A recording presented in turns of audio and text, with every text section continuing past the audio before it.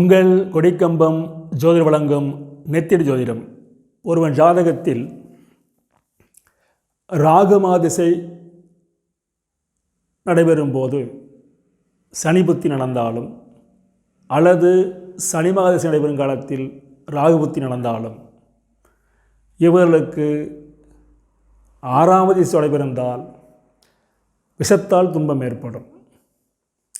அஷ்டமாதி சம்பந்தப்பட்டால் விபத்தால் ஆபத்து துன்பம் ஏற்படும்.